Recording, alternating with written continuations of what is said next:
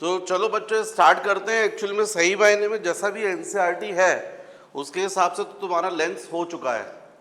इसके बाद थोड़ा डिस्पर्शन मतलब प्रिज्म और ऑप्टिकल इंस्ट्रूमेंट, लेकिन एक मेथड है जिसको बोलते हैं डिस्प्लेसमेंट मेथड। वो अभी सिलेबस में नहीं है लेकिन न्यूमेरिकल्स पूछ लेते हैं हम लोग कॉम्पिटेटिव एग्जाम में भी। तो कुछ नहीं, एक शॉर्ट डिस्कशन कर देता हूँ मैं, केवल फॉर्मूला बता देता हूँ आपको कि वो डिस्प्लेसमेंट मेथड क्या है और न्यूटन्स फॉर्मूला क्या है। तो ये देखो, ये बच्चों तुम लोग लैब में जरूर तुम लोगों को प्रैक्टिकल होगा डिस्प्लेसमेंट मेथड। इसकी हेल्प से अपन लेंस की फोकल लेंथ फाइंड करते हैं। तो इसकी एक्चुअल में हेडिंग होती है determinations of focal length of convex lens with the help of displacement method. तो इसमें तुम लोग ने देखा होगा जो ऑप्टिकल बेंच होती है, ये ऑप्टिकल बेंच जो होती है वो इस तरीके से होती है और इसके इस पर इस तरीके से स्टैंड होता है, ये स्केल होती है यहाँ पर, और इस स्टैंड पे यहाँ पर हम लोग लेंस को फिट करते हैं। इसके सामने यहाँ पर एक ऑब्जेक्ट पिन होती है और दूसरी तरफ जो होती है वो एक्चुअल में एक इमेज पिन होती है। ये ऑब्जेक्ट पिन और ये इमेज पिन, ये दोनों पिन के बीच का जो डिस्टेंस होता है, ये जिस लेंस की आपको फोकल लेंथ फाइंड करनी होती है उसके 4f से ज़्यादा होना चाहिए, greater than 4f, focal length के 4 टाइम्स से ज़्यादा होना चाहिए। अब प्रॉब्लम ये है कि अपन को जिस लेंस की फोकल लेंथ फाइंड करनी है वही नहीं पता है, तो उसके 4 टाइम्स से ज़्यादा अपन डिस्टेंस कैसे रखें। तो इसके लिए क्या करते हैं, लेंस की अप्रॉक्स फोकल लेंथ फाइंड की जाती है। अप्रॉक्स फोकल लेंथ कैसे फाइंड करते हैं, तो आपको मालूम है कॉन्वेक्स लेंस कॉन्वर्जिंग लेंस है। मतलब जब आपने वो बचपन में जो खेल किया था ना, एक कागज को कॉन्वेक्स लेंस से एक लेंस से जलाया था, सन रेज आ रही थी उनको जलाया था, वो लेंस एक्चुअली में कॉन्वेक्स लेंस था। उसने सन रेज को क्या कर दिया था, कॉन्वर्ज कर दिया था, और एक पर्टिकुलर पॉइंट पर जहां पर फोकस किया था वो एक्चुअली में थी क्या, सन की इमेज। क्योंकि सन से रेज कैसी आ रही है, इन्फिनिटी से आ रही है, पैरेलल, उन रेज को मिला दिया तो फोकस पॉइंट है वो। तो ऐसे ही हम लोग क्या करते हैं लैब में भी, आप लोग लेंस को, 2 लोग रहते हैं, लेंस को इस तरीके से किसी वॉल के पास में इस तरीके से फोकस करते हैं। तो लेंस पर जो रेज आती है, ट्यूबलाइट रेज या जो भी रेज आती हैं, वो सारी रेज जाकर वॉल पर एक पॉइंट पर फोकस होती है। थोड़ा आगे पीछे करके ऐसा एडजस्ट करते हैं कि वो जो इमेज बन रही बहुत पॉइंटेड हो, छोटी हो। तो जो आपका पार्टनर रहता है वो क्या करता है, जो लेंस की पोजीशन होती है, जिस पोजीशन में है वहां से लेके वॉल तक का डिस्टेंस स्केल से मेजर कर लेता है। इसको बोलते हैं अप्रॉक्स फोकल लेंथ। मान लीजिए फॉर एग्जांपल ये अप्रॉक्स फोकल लेंथ आ रही है 17 सेंटीमीटर, 17, तो आप उसको 17 से बढ़ा देते हैं, कम नहीं करते, बढ़ाते हैं, और मान लीजिए उसको 20 अज्यूम कर लेते हैं, फिर 20 का 4 टाइम्स कर देते, तो कितना हुआ 80, और उसमें 5 और 8 ऐड कर देते 85। तो इस तरीके से अप्रॉक्स फोकल लेंथ फाइंड करके ये ऑब्जेक्ट पिन और इमेज पिन के बीच का डिस्टेंस मेंटेन रखते हैं। फिर स्टैंड पर इस लेंस को यहाँ पर फिट करते हैं, इस लेंस को आगे पीछे करके ऐसा एडजस्ट करते हैं, यहाँ से देखते हैं तो इस जिस साइड से भी आप देखेंगे वो एक्चुअल में इमेज साइड होगी ना, क्योंकि इसकी इमेज यहाँ बनेगी और इसकी इमेज यहाँ बनेगी। तो मान लीजिए ऑब्जेक्ट पिन या इमेज पिन आप यहाँ से देख रहे हैं, तो इस पिन की इमेज एग्जैक्टली यहाँ बननी चाहिए। नहीं बन रही तो लेंस को थोड़ा आगे पीछे एडजस्ट करते हैं, आगे पीछे करके ऐसा एडजस्ट करते हैं कि ये ऑब्जेक्ट पिन की इमेज एग्जैक्टली सेकंड पिन पर बने और दोनों के बीच का पैरेलक्स क्या हो जाए, रिमूव हो जाए। पैरेलक्स रिमूव का मतलब है कि ऑब्जेक्ट और इमेज इनके बीच में रिलेटिव डिस्प्लेसमेंट 0 रहे, बिल्कुल एग्जैक्टली ऐसे बने। सामने से देखे तब भी बिल्कुल एक दूसरे के ऊपर दिखे, साइड से देखे तो भी दिखे, लेफ्ट से गैप ना दिखे। ये यदि गैप दिख रहा है इसको बोलते हैं पैरेलक्स। तो जब आप ऐसा करते हैं तो जो भी लेंस की फर्स्ट पोजीशन है उसको स्केल पर नोट कर लेते हैं, फिर इसी लेंस को आगे फिर से मूव करवाते हैं टुवर्ड्स इमेज पिन। जैसे आप मूव करवाते हैं तो इस ऑब्जेक्ट की इमेज डिसअपियर हो जाती है, फिर आप मूव करवाते जाते हैं तो फिर से इमेज बनने लगती है। एक ऐसी पोजीशन आती है जिस पर फिर से आपको इस ऑब्जेक्ट पिन की इमेज एग्जैक्टली यहाँ बनने दिखती है, पैरेलक्स रिमूव कर लेते हैं। जो नेक्स्ट पोजीशन आती है वो भी नोट कर लेते हैं। दोनों के बीच का जो डिस्टेंस होता है वो स्मॉल डी, मतलब what is capital D? Distance between the object pin and image pin. And what is small D? Distance between two positions of lens. Right? जब ऑब्जेक्ट की इमेज एग्जैक्टली कहाँ बनी है? इमेज पर. उस वक्त ये दोनों लेंस की जो टू पोजीशंस हैं उनके बीच का डिस्टेंस. तब इसका जो फॉर्मूला होता है फोकल लेंथ का, जो डिराइव होता है, वो इजीली आप डिराइव कर सकते हैं, पर एक्चुअली में सिलेबस में नहीं है, तो मैं भी सोच रहा हूँ क्यों करवाऊँ. एक्चुअली में ये जो अपन यहाँ पर ये इस तरीके से डायग्राम बनाते हैं, ये ऑब्जेक्ट पिन ऐसा होता है, ये लेंस की फर्स्ट पोजीशन होती है और ये होती है इमेज पिन की सेकंड पोजीशन. इस ऑब्जेक्ट की ऐसे रेज जाएंगी, यहाँ से रेज जाएंगी ऐसे, और ये यहाँ पर इमेज बनती है, ये लेंस की फर्स्ट पोजीशन पर. ये अपन O बोल देते हैं. ये AB ऑब्जेक्ट हो गया और ये A' B' उसकी इमेज. ये लेंस की फर्स्ट पोजीशन. अब ये मान लीजिए डिस्टेंस कितना है? U. तो डेफिनेटली ये डिस्टेंस क्या होगा? V. फिर जब लेंस को आप नेक्स्ट पोजीशन पर लाते हैं तो फिर से आपको देखने मिलेगा लेंस की एक नेक्स्ट पोजीशन ऐसी आती है जिससे इस ऑब्जेक्ट की फिर से इमेज यहीं बनने लगती है. ये लेंस की फर्स्ट पोजीशन, ये लेंस की सेकंड पोजीशन. ये इंसिडेंट रे और ये रिफ्रैक्टेड रे, ये इंसिडेंट रे और ये रिफ्रैक्टेड रे. अब लेंस की सेकंड पोजीशन में तो डेफिनेटली यही रही है, आगे एक्सटेंड हो जाएगी, इस तरीके से जाकर इंसिडेंट हो रही है. और सेकंड रे ऑप्टिकल सेंटर से तो ऐसे ये ऐसा डायग्राम बनाते हैं. ये पैरेलल रेज जाके यहाँ पर इस तरीके से यहाँ पर मिलेगी और इसलिए ये फिर से यहाँ इमेज बनती है. तो ये दोनों पोजीशंस के बीच का डिस्टेंस अपन ने बोला है एक्चुअली में स्मॉल डी. अच्छा, जब प्रैक्टिकली आप देखोगे तो सेकंड पोजीशन में ये डिस्टेंस इंटरचेंज हो जाते हैं. मतलब फॉर एग्जांपल ये 85 मैंने बताया था आपको, तो मान लीजिए ये डिस्टेंस कितना है? 15. तो बाकी कितना डिस्टेंस बचा? 70. तो ये हुआ 15 और ये हुआ 70, तब तो 85 हुआ. जब लेंस की सेकंड पोजीशन मिलती है तब आपको प्रैक्टिकली देखने मिलता है ये डिस्टेंस 15 हो जाता है और ये हो जाता 70. मतलब U और V इंटरचेंज हो जाते हैं. ये U हो जाता है और ये V हो जाता है, ऐसा. और यदि आपको दिक्कत है तो चलिए U ना बोलकर X डिस्टेंस ले लीजिए, इसको Y डिस्टेंस. तो ये X ये वाला डिस्टेंस हो जाता है और ये डिस्टेंस हो जाता है Y.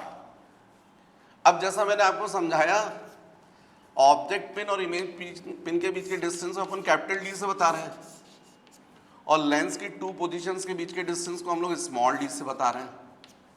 तो यदि मैं आपसे क्वेश्चन करूं कि बताओ कैपिटल D को क्या लिखूं, तो कैपिटल D को आप लिख सकते हो y plus x, y plus x, ऐसा लिख सकते हो. और यदि मैं बोलूँगा स्मॉल d को क्या लिखना है, तो आप बोलोगे पूरा y माइनस x. इस पूरे y में से x को सब्ट्रैक्ट कर दो तो स्मॉल d जाएगा, y माइनस x. अब यदि आप इनको ध्यान से देखो, यदि केवल ऐड भर कर दोगे, प्लस करोगे, ये मान लीजिए 1 हो गया और ये 2 हो गया. यदि केवल 1 प्लस 2 करते हो आप, तो कैपिटल D और प्लस स्मॉल d हो जाएगा. यहाँ पर आप देखिए x x कैंसिल हो जाएगा तो 2y हो जाएगा. इसका मतलब है कि y इज इक्वल टू क्या होगा? Capital D plus small d by 2. ये y की वैल्यू आ गई. ऐसे यदि आप सब्ट्रैक्ट कर दोगे, यदि मान लीजिए इसी में 1 माइनस 2 कर दें आप, तो capital D minus small d हो जाएगा, y y कैंसिल हो जाएगा और x x ये माइनस प्लस हो जाएगा तो 2x आ जाएगा. इसका मतलब capital D minus small d by 2 is equal to x. तो आपने क्या किया, इनको इक्वेशन को सॉल्व कर x और y की वैल्यू फाइंड कर दी. अब लेंस की फर्स्ट पोजीशन में देखो आप, x क्या था? ऑब्जेक्ट का डिस्टेंस, और y क्या था? इमेज का डिस्टेंस. और आपका फॉर्मूला क्या होता है? 1 upon F is equal to 1 upon v minus 1 by. इसमें यदि वैल्यू रखोगे 1 अपॉन एफ, तो v की वैल्यू कितनी रखोगे आप? y. और u की वैल्यू क्या रखोगे? Minus x. तो 1 upon F is equal to 1 upon y plus 1 upon x. 1 upon F is equal to, यहाँ वाई की वैल्यू दी आप सब्स्टिट्यूट कर दें तो क्या आ रहा है, capital D plus small D by 2, और x की वैल्यू सब्स्टिट्यूट कर दें तो कितना है, capital D minus small D by 2। तो इस तरीके से यदि आप देखें तो 1 upon F is equal to 2 upon capital D plus small D plus 2 upon capital D minus small D. अब यदि एलसीएम ले लें आप, यहाँ 2 को कॉमन निकाल लें, या एलसीएम ले लें तो जाएगा D plus D minus D, मतलब D square minus small D square. यहाँ पर जाएगा डी माइनस डी प्लस जाएगा डी प्लस स्मॉल डी, ये minus D plus D cancel हो जाएगा, D plus D 2d into 2 4d, तो 1 upon F is equal to 4d upon D square minus small D square, तो F is equal to D square minus small D square upon 4d। ये formula आपको मिल रहा है। इस फॉर्मूले में मतलब प्रैक्टिकल करके यदि आप कैपिटल डी की और स्मॉल डी की वैल्यू सब्स्टिट्यूट कर देंगे तो लेंस की फोकल लेंथ आ जाएगी। तो इस तरीके से डिस्प्लेसमेंट मेथड की हेल्प से फोकल लेंथ फाइंड की जाती है। हो सकता है आप लोगों को प्रैक्टिकल्स हो तो उसमें इस तरीके से आपको करना पड़ेगा। अब क्वेश्चन बनता है कि ये एक्चुअली में दोनों पिंस के बीच का डिस्टेंस 4f से ज़्यादा क्यों लिया जाता है, पर चलिए वो थोड़ा सा मैं बाद में डिस्कस करता हूँ। एक और चीज़ आपको बताऊँ कि फर्स्ट केस में मैग्नीफिकेशन कितना था, m1 कितना था, तो आपको क्लियर दिख रहा है m is equal to I upon O, height of image upon height of object. तो फर्स्ट केस में आप देखिए हाइट ऑफ इमेज ये था, क्या था, a double dash a dash b dash, sorry a dash b dash upon ab,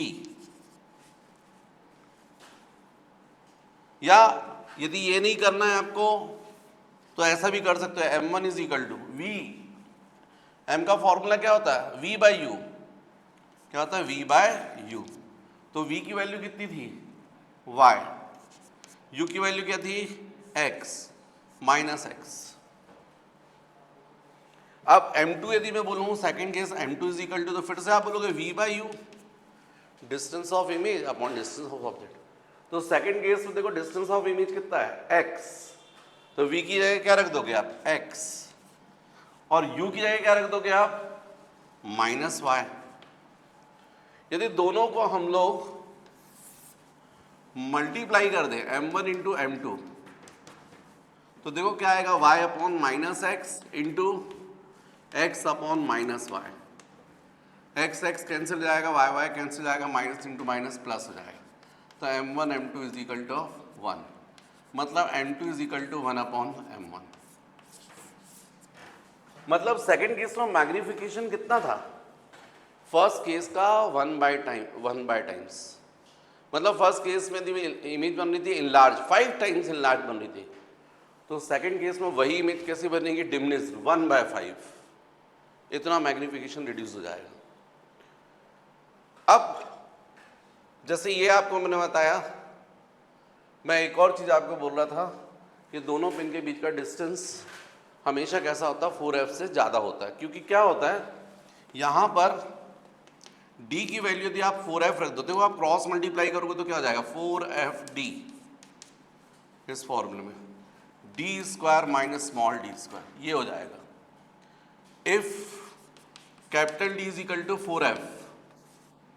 4f रख दीजिए तो ये जाएगा 4f इंटू कैपिटल डी भी 4f, यहाँ भी राइट हैंड साइड पर भी 4f square minus D square, तो ये देखिए 16f स्क्वायर हो गया, ये भी 16f स्क्वायर हो गया माइनस डी स्क्वायर, ये कैंसिल हो गया, कुल मिलाकर डी स्क्वायर की value 0, D is equal to 0। Small D की वैल्यू 0, मतलब लेंस की 2 पोजीशन नहीं मिलेगी आपको। तो यदि लेंस की 2 पोजीशन आप चाहते हो, स्मॉल डी की वैल्यू आप चाहते हो, तो कैपिटल डी की वैल्यू कैसी होनी चाहिए, ग्रेटर देन 4f।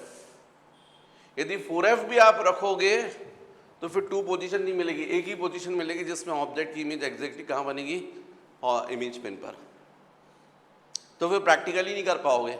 जब प्रैक्टिकल नहीं कर पाओगे तो आप ये फॉर्मूला यूज़ नहीं कर पाओगे, जब ये फॉर्मूला यूज़ नहीं कर पाओगे तो फोकल लेंथ नहीं फाइंड कर पाओगे। तो यदि आप इस मेथड से फोकल लेंथ फाइंड करना चाहते हैं तो ऑब्जेक्ट पिन और इमेज पिन के बीच का डिस्टेंस कैसा होना चाहिए, ग्रेटर देन 4f। तो ये सब क्वेश्चंस बनते हैं, इसको बोलते हैं डिस्प्लेसमेंट मेथड। पर चूंकि अभी एनसीईआरटी में मुझे तो थ्योरी में तो नहीं दिख रहा है, पर वो न्यूमेरिकल्स में पूछते हैं, कॉम्पिटिटिव एग्जाम में भी ऑब्जेक्टिव टाइप क्वेश्चंस बन जाते हैं। तो इसलिए मैंने सोचा कि चलो आप लोगों को मैं समझा देता हूँ पूरा। नेक्स्ट बच्चों एक और मेथड है, न्यूटन्स फॉर्मूला है। ये केवल थिक लेंसेज के लिए ट्रू होता है, क्योंकि अपने सिलेबस में तो थिन लेंस है, पर यदि मान लो प्रैक्टिकली आपको थिक लेंस मिलता है, मोटा लेंस, तो फिर ये जितने आपने फॉर्मूले अभी तक डिराइव किए वो थिक लेंसेज के लिए ट्रू नहीं है। उसका रीज़न ये है कि थिन लेंसेज में अपन ने जब ये जितने भी फॉर्मूले डिराइव किए तो अपने उसमें थ्योरी कॉन्सेप्ट ये था कि जो ऑब्जेक्ट है उसका डिस्टेंस कहाँ से मेजर करते हैं, ऑप्टिकल सेंटर से। पर प्रैक्टिकली आप लेंस के अंदर कैसे घुसोगे भाई, आप ऑप्टिकल सेंटर से डिस्टेंस कैसे मेजर करोगे? सही मायने में तो आप डिस्टेंस कहाँ से मेजर करते हो, सरफेस से मेजर करते हो। इस डिस्टेंस को आप यू बोलते हो। प्रैक्टिकली ये सही नहीं है, प्रैक्टिकली तो ये डिस्टेंस यहीं से मेजर करोगे, सरफेस से, जबकि थ्योरेटिकल कहाँ से मेजर करना चाहिए, ऑप्टिकल सेंटर से। इसका मतलब ये जो डिस्टेंस आप छोड़ रहे हो ना, ये एरर है, ये एरर आ रही है, आपके आंसर सही नहीं आएंगे। पर थिन लेंसेज में इसको निग्लिजिबल मानकर छोड़ देते हैं कि जो ज़्यादा फर्क नहीं पड़ेगा। लेकिन यदि यही चीज़ अपन थिक लेंस है, अब उसमें आप सरफेस से डिस्टेंस मेजर करोगे तो ये डिस्टेंस में बहुत फर्क आ जाएगा। ऑप्टिकल सेंटर से जब मेजर करोगे तो ऐसा आएगा, और सरफेस से मेजर करोगे आप ऐसा आएगा, तो ये डिफरेंस बहुत ज़्यादा आ जाएगा। अब यदि इस डिस्टेंस को आप रखोगे, जो आपने फॉर्मूले अभी तक देखे हैं जितने, उनमें तो वैल्यूज़ में बहुत फर्क आ जाएगा। तो इसलिए न्यूटन ने थिक लेंसेज के लिए एक अलग से फॉर्मूला बनाया हुआ है जिसको हम लोग बोलते हैं न्यूटन्स फॉर्मूला। और वो भी ये जो फॉर्मूला मैं बता रहा हूं वो केवल कॉन्वेक्स लेंस के लिए ट्रू है। कॉन्वेक्स लेंस का मतलब रियल इमेजेस के लिए ये सब क्वेश्चंस बनते हैं। तो यहां पर जो फॉर्मूला होता है उसमें ऐसा होता है कि जैसे ये थिक लेंस है, तो आप सबको पता है कि लेंस में तो दो फोकस होते हैं, एक फर्स्ट फोकस होता है और एक सेकंड फोकस होता है। तो न्यूटन ने ऑब्जेक्ट का जो डिस्टेंस मेजर किया वो कहां से किया, फर्स्ट फोकस से। और ये फर्स्ट फोकस का ऑप्टिकल सेंटर से जो डिस्टेंस, उसको आप लोग बोलते हैं फर्स्ट फोकल लेंथ। ऐसे ऑप्टिकल सेंटर और सेकंड फोकस के बीच के डिस्टेंस को आप बोलेंगे सेकंड फोकल लेंथ। तो इसमें उसने ऑब्जेक्ट को यहां रखा, उस रे इंसिडेंट की, ये रे फोकस से होकर जाएगी, एक रे ऐसी, तो वो एक रे फर्स्ट फोकस से ली तो वो आफ्टर रिफ्रैक्शन पैरेलल हो जाएगी और इस तरीके से यहाँ पर इमेज बनती है। तो ये ए बी ऑब्जेक्ट होता है, उसकी image A dash B dash. Optical centre और फर्स्ट फोकस के बीच के डिस्टेंस को first focal length, first focus और ऑब्जेक्ट के बीच के डिस्टेंस को x1 ऐसा नेम दिया गया। यहाँ पर ऑप्टिकल सेंटर और सेकंड फोकल लेंथ हो गई, सेकंड फोकस और इमेज के बीच के डिस्टेंस को x2 से भी बताया गया, राइट। ये डिस्टेंस f2, ये x2, ये x1, ये f1। What is f1? First focal length. What is f2? Second focal length. What is x1? Distance of object from first focus. What is x2? Distance of image from second focus. अब इस रे को name दे दिया उसने am और इसको name दे दिया an और इसको ज्वाइन कर दिया, इसको ज्वाइन कर दिया। फिर आप देखो ये दोनों ट्रायंगल सिमिलर हैं, ये दोनों ट्रायंगल सिमिलर हैं। इससे रीजन उसका क्या है, ये वर्टिकली अपोजिट एंगल है, ये 90 और ये 90, इसलिए बचे हुए थर्ड एंगल्स भी इक्वल होंगे, इसलिए दोनों ट्रायंगल कैसे सिमिलर हैं। मान लीजिए इसको अपन ने O बोला है, तो उसने बोला triangle AF1B, AF1B it is similar to triangle, इसको नेम दे दिया था अपन ने N, तो NFO, NF1O। रीजन मैंने बताया, तीनों इंटीरियर एंगल्स इक्वल हैं, इसलिए दोनों ट्राइंगल सिमिलर हैं। सिमिलर ट्राइंगल में करस्पॉन्डिंग साइड्स का रेशियो इक्वल होता है, तो फर्स्ट ट्राइंगल की साइड सपोज AB, तो सेकंड ट्राइंगल की corresponding side ON। First triangle की साइड BF1, तो सेकंड ट्राइंगल की करस्पॉन्डिंग साइड हो जाएगी OF1, OF1।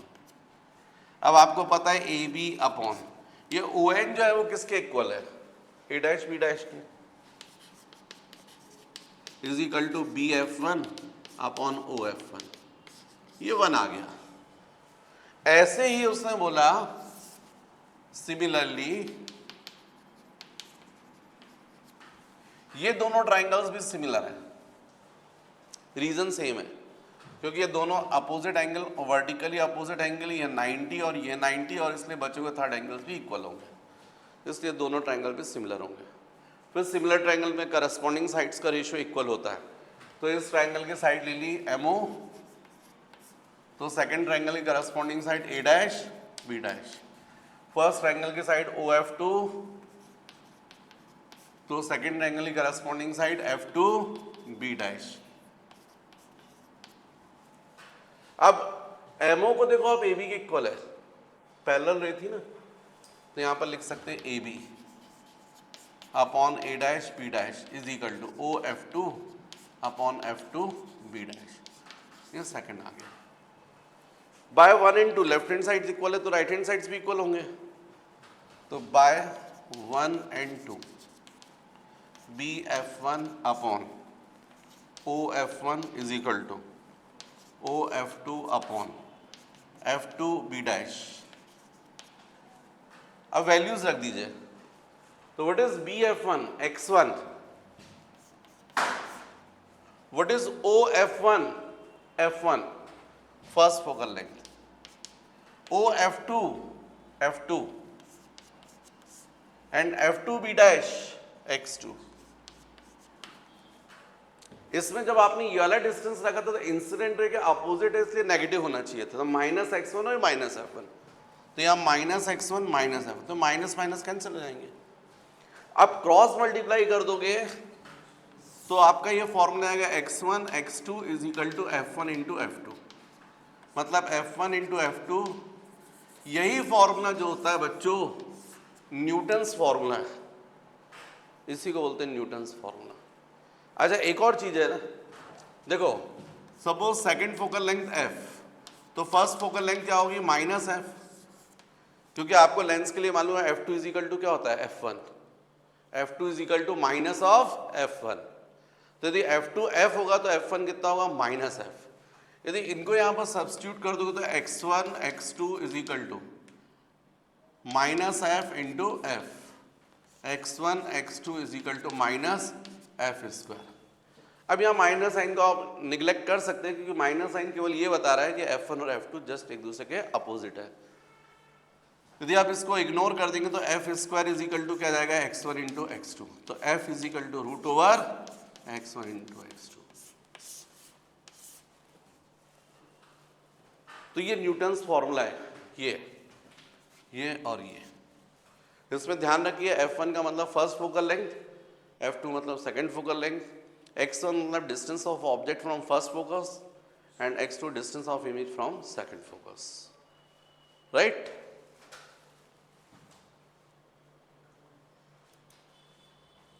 तो चलिए बच्चों लेंस पर रिलेटेड क्वेश्चंस करते हैं, आप ध्यान से सुनिएगा, आपको समझ में आ जाएगा। फर्स्ट क्वेश्चन है, the radius of a sphere of glass is 4 centimetre, there is an air bubble at a distance of 1 centimeter from the center of the sphere, the refractive index of glass is 1.5, at what distance the bubble will appear when seen through the surface, first nearer the bubble and second farthest from the bubble। ये question है, मैं समझाता हूँ question क्या है। हमको question बोला radius of sphere of glass, मतलब ये इस तरीके से पूरा ग्लास का स्फीयर है जिसका हमको क्वेश्चन में रेडियस गिवन है 4 सेंटीमीटर। ये सेंटर हो गया। There is an air bubble at a distance of 1 centimetre from the centre of sphere. यहां से 1 सेंटीमीटर डिस्टेंस पर ये एयर बबल है, 1 सेंटीमीटर डिस्टेंस पर, 1 सेंटीमीटर। एट व्हाट डिस्टेंस, और हमको इसका रिफ्रैक्टिव इंडेक्स दिया म्यू इक्वल टू 1.5 बोला है क्वेश्चन में। The refractive index of glass is 1.5। At what distance the bubble will appear when seen through the surface, first nearer the bubble and second farthest from the bubble. मतलब आपको clear दिख रहा है कि question में बोला sphere है और उसका रेडियस गिवन है 4 centimetre, refractive index 1.5, air bubble जो है वो सेंटर से 1 सेंटीमीटर डिस्टेंस पर है, और इसको आप दो तरीके से देख रहे हैं, एक इस सरफेस से और एक इस सरफेस से, nearer the surface and farthest from the surface. मतलब जहां पर एयर बबल है उसके क्लोज वाले सरफेस से और जहां पर वो उसके अपोजिट सरफेस से। तो आपको ये बताना है कि ये जो एयर बबल है उसकी इमेज कहाँ बनेगी, कहाँ वो दिखेगा। मतलब आपको फाइंड करना distance of image from the surface. मेरे ख्याल से क्वेश्चन क्लियर हो गया। तो फर्स्ट जैसे हमने बोला nearer the bubble, nearer the bubble मतलब ये फर्स्ट क्वेश्चन हो गया। सेकंड बोला फारदेस्ट फ्रॉम द बबल, तो इसका मतलब सेकंड केस ही हो गया। यहां से देखोगे तो इमेज कहां दिखेगी। तो आपको सबसे पहले ऐसे क्वेश्चन को सॉल्व करने के लिए सोचना होगा कि यहां पर हमको कौन सा फॉर्मूला अप्लाई करना है। तो आप लोगों को क्लियर दिख रहा है कि ये ऑब्जेक्ट यदि है तो उससे रेज तो ऐसी जाएंगी, यदि एयर बबल है तो ऑब्जेक्ट हुआ ना, और उससे रेज ऐसी जाएंगी और फिर बाहर निकलेंगी। तो रिफ्रैक्शन जो होगा वो इस स्फेरिकल सरफेस से हो रहा है, और जब स्फेरिकल सरफेस से रिफ्रैक्शन होता है तो कौन सा फॉर्मूला यूज करोगे, mu upon v minus 1/u is equal to mu minus 1/r। यही फॉर्मूला है आपके पास, रिफ्रैक्शन बाय स्फेरिकल सरफेस। पर ध्यान दो यहां पर म्यू क्या था, refractive index of second medium with respect to first. आप देखिएगा यहां पर रे कहां से कहां निकल रही, ग्लास से एयर में, फर्स्ट मीडियम ग्लास है, सेकंड मीडियम एयर। तो ये म्यू एक्चुअल में क्या होना चाहिए, जी म्यू ए, और यहां भी क्या हो जाएगा, जी म्यू ए, थ्योरी के हिसाब से फर्स्ट केस में।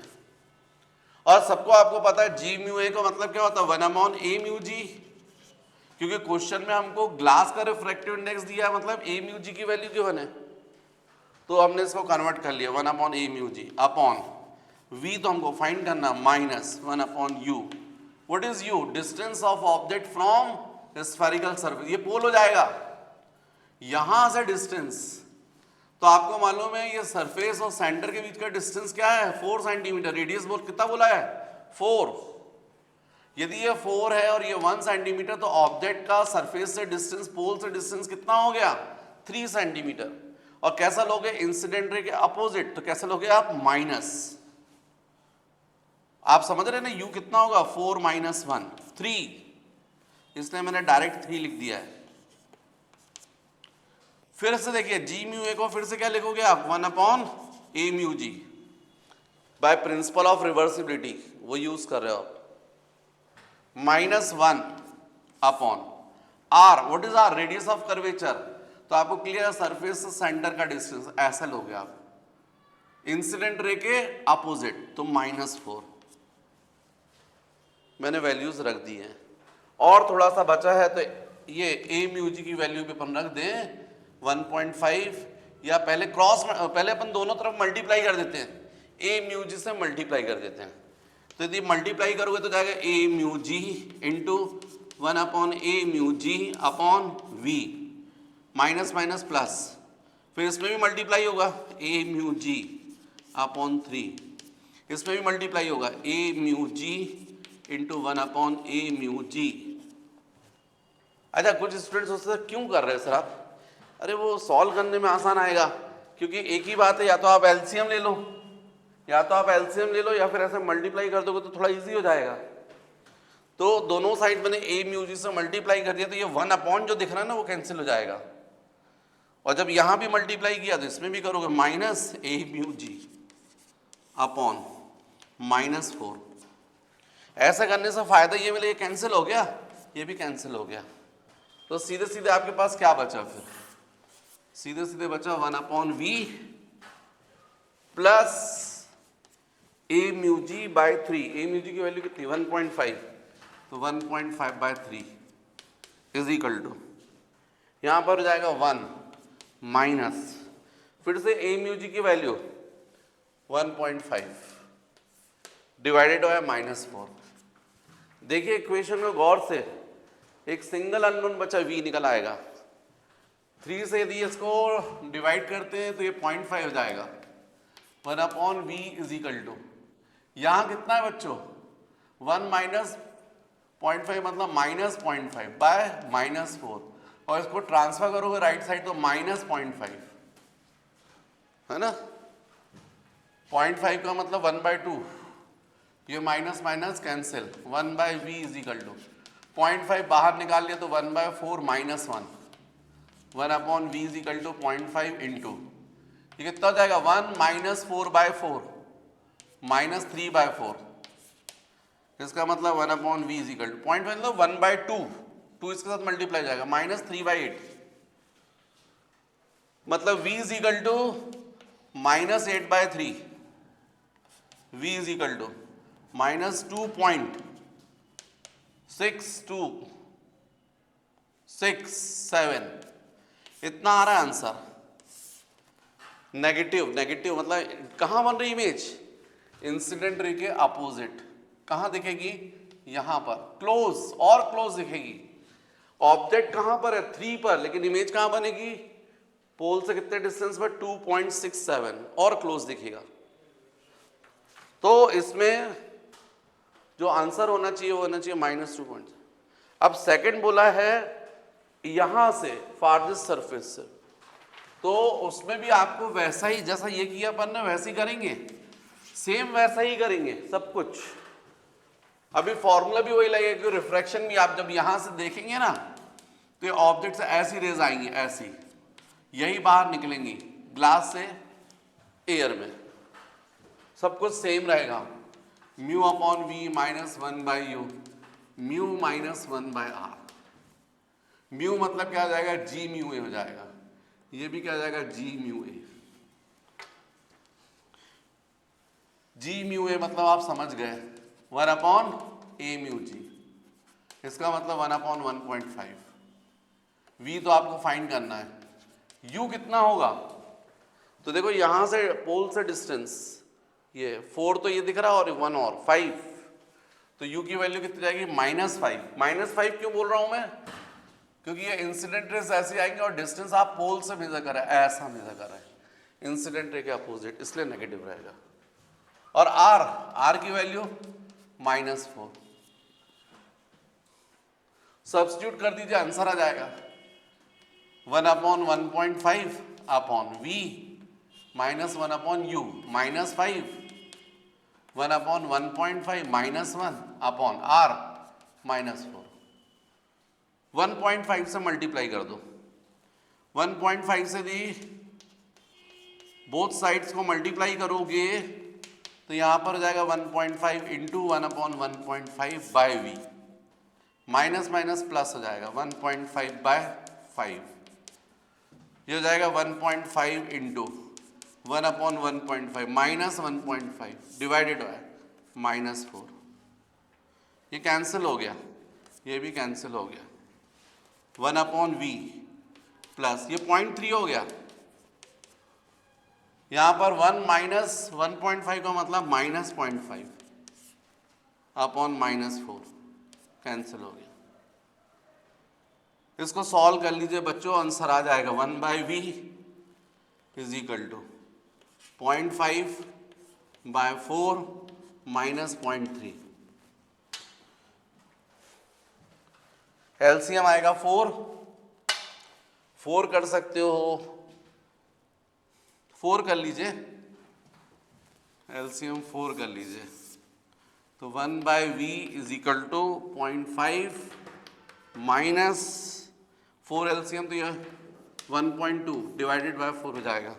4 इंटू 1.3 1.2, तो 1/v इज इक्वल टू, यहाँ से कितना हो जाएगा ये 0.7/4, तो v is equal to 4/0.7, 40/7, v is equal to 40 कितना होगा 5 और इसमें माइनस आना चाहिए था, देखो माइनस माइनस माइनस माइनस -5.7 दिख रहा मुझे। माइनस का मतलब है कि इंसिडेंट रे के अपोजिट, तो जो ऑब्जेक्ट था वो एक्चुअल में 5 पर था और दूर दिखेगा। कितने डिस्टेंस 5 पर ना दिखकर कहां दिखेगा 5.7 और पीछे दिखेगा। जब इस सरफेस से देखोगे तो क्लोज दिखेगा और यहां से देखोगे तो और दूर दिखेगा। तो ऐसा अपन को सॉल्व करना पड़ेगा।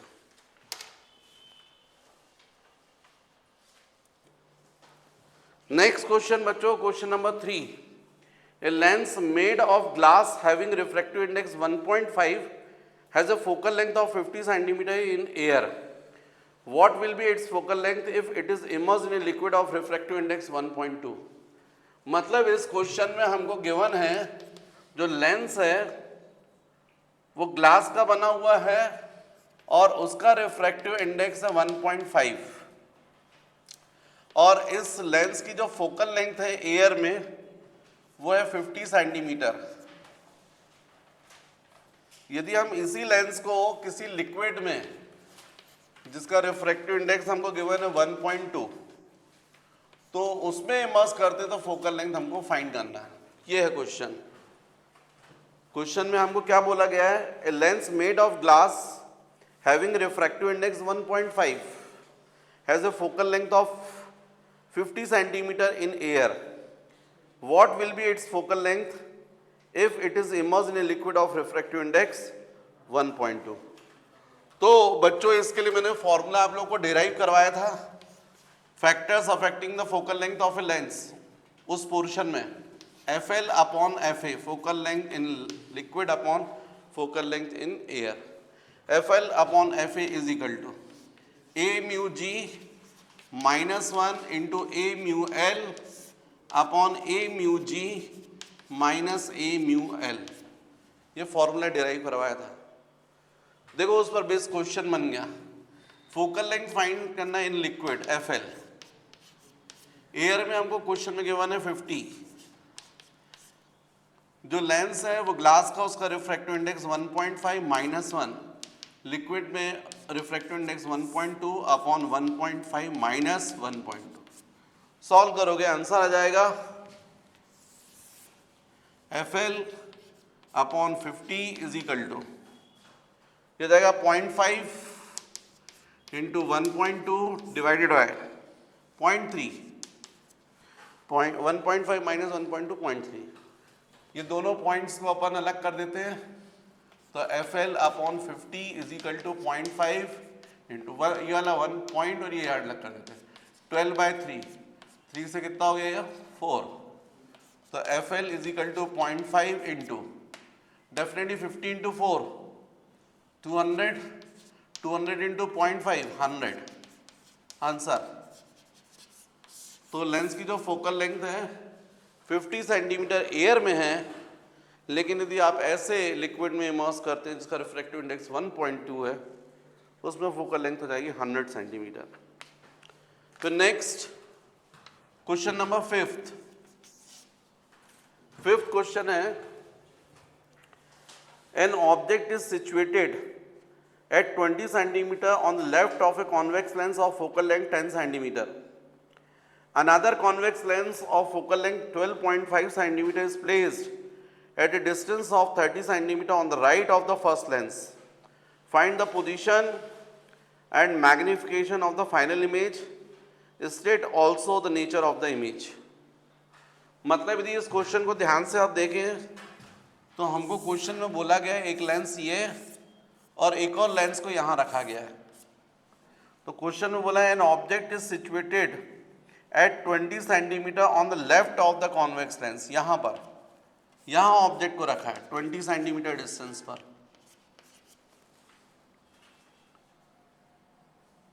Of convex lens of focal length, इस लेंस की फोकल लेंथ हमको कितनी गिवन है 10 सेंटीमीटर। Another convex lens of focal length, second lens इसकी focal length 12.5 centimetre is placed at a distance of 30 centimetre, यहां से 30 सेंटीमीटर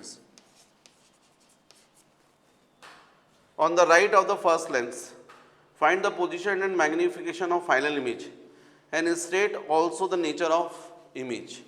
मतलब होगा ये कि फर्स्ट लेंस जो है, यदि ये सेकेंड लेंस नहीं होता तो उससे इमेज बनती, कहीं बनती, लेकिन उसके पहले ये लेंस आ गया होगा तो यही इमेज सेकेंड लेंस के लिए कैसा बिहेव करेगी, एज ए वर्चुअल ऑब्जेक्ट, और फिर ये सेकेंड लेंस उसकी इमेज बनाएगा, वो फाइनल इमेज हो जाएगी। तो इसके लिए अपन जैसे करते आ रहे हैं वैसे करेंगे। पहले अपन फर्स्ट लेंस के लिए कैलकुलेशन कर लें। फॉर फर्स्ट लेंस, तो फर्स्ट लेंस के लिए 1/f1 is equal to 1/v1 minus 1/u1, ये अपन फॉर्मूला यूज करेंगे। तो फर्स्ट लेंस की फोकल लेंथ हमको गिवन है 10 सेंटीमीटर, इमेज कहां बन रही नहीं पता, माइनस u1, तो आपको क्लियर है फर्स्ट लेंस के लिए ऑब्जेक्ट 20 पर है, इंसिडेंट रे के अपोजिट, इसलिए आपके लोग नेगेटिव साइन, u की वैल्यू कैसे सब्स्टिट्यूट करोगे, -20। सॉल्व कर लोगे इसको तो 1/10 1/v1 प्लस 1/20, तो v1 की वैल्यू हो जाएगी, इसको ट्रांसफर करोगे 1/10 minus 1/20 is equal to 1/v1, 20 LCM हो जाएगा, यहाँ 2 माइनस 1 1/v1, ऊपर 1 हो जाएगा, 1/20 मतलब v1 की वैल्यू कितनी आ रही है 20 सेंटीमीटर। वो तो क्या हुआ कि मैंने ध्यान नहीं दिया, नहीं तो इतना कैलकुलेशन करने की भी जरूरत नहीं थी, क्योंकि फर्स्ट लेंस की फोकल लेंथ कितनी दिख रही है 10, ऑब्जेक्ट कहाँ रखा है 20 पर, मतलब 2f पर रखा है, और आप सबको पता है जब ऑब्जेक्ट 2f पर होता है तो उसकी इमेज कहाँ बनती है 2f पर, मतलब 20 पर ही बनती है, तो अपन को जरूरत भी नहीं पड़ती। पर चलिए अच्छा है, 20 सेंटीमीटर डिस्टेंस पर बन रही है, मतलब बच्चों देखो ये सेकेंड लेंस तो 30 पर है, इसका मतलब यहाँ नहीं बन रही है, फर्स्ट लेंस से जो इमेज बन रही है वो यहाँ बन रही है, ऐसा। अब ये जो इमेज बन रही है मतलब सेकेंड लेंस से पहले बन रही है, क्योंकि सेकेंड लेंस तो 30 पर है, और ये जो इमेज बन रही है वो सेकेंड लेंस के लिए कैसा बिहेव करेगी, एज ए ऑब्जेक्ट। तो यहां से 20 बन रही है, तो सेकेंड लेंस से कितने डिस्टेंस पर 10, मतलब सेकेंड लेंस के लिए ऑब्जेक्ट कितना होगा 10 सेंटीमीटर पर, और उसके लिए एफ आपको पता है तो वी फाइंड कर लीजिए। तो अपन नेक्स्ट करेंगे for second lens, for second lens, second lens के लिए ऑब्जेक्ट हो जाएगा u2 is equal to definitely 30 minus 20, देख रहे हैं आप, ये टोटल 30 है और ये 20 है, तो 30 माइनस 20, और डेफिनेटली ऐसी रेस जाएंगी इंसिडेंट रे के अपोजिट, इसलिए ये भी कैसा होगा माइनस नेगेटिव, और f2 हमको क्वेश्चन में गिवन है 12.5, तो 1/f 1/v minus 1/u, f2 v2 u2, f2 हो जाएगा आपका 12.5, v2 आपको फाइंड करना है, और u2 की value -10, -30 minus 20 means 10, minus minus plus हो जाएगा, लेफ्ट साइड पर ट्रांसफर करोगे तो 12.5 minus 1/10 is equal to 1/v2, LCM लोगे 12.5 इंटू 10 हो जाएगा, 1 into 10 10 minus 12.5 is equal to 1/v2, तो न्यूमरेटर में आ जाएगा -2.5 और डिनोमिनेटर में 12.5 into 10 is equal to 1/v2, ये v2 ही तो है फाइनल इमेज।